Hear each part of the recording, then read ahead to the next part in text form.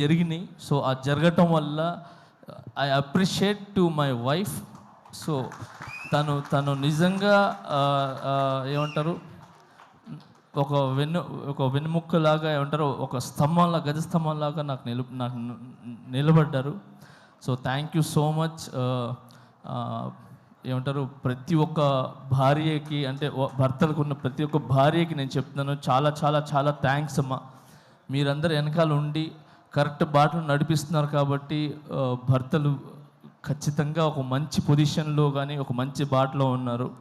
So మీరు only భార్యలాగానే కాకుండా ఒక తల్లిలాగా, ఒక ఏమంటారు, ఒక స్నేహితుల్లాగా ఉండి ఒక మంచి ఏమంటారు, మంచి వైపు తీసుకుని వెళ్తున్నారు. సో అలాగనే మీరు ఈరోజు రాకేష్ వెనకాల నిలబడ్డారు. సో ఇంత పెద్ద సినిమా ఇది ఏంటి, చిన్న సినిమా కాదు. Cinema is a big. 70 mm మీద పడే cinema is big, not small movie. So ఎంత పెద్ద సినిమా మీరు తీసి రిలీజ్కి వెళ్తున్నారు చూసారా, అది ఇట్స్ వెరీ గుడ్. అది చాలా పెద్ద విషయం. అది మీ కష్టం కాసుల రూపంలో ఏదంటారు వర్షంలాగా పడాలని మనస్ఫూర్తిగా కోరుకుంటున్నాను.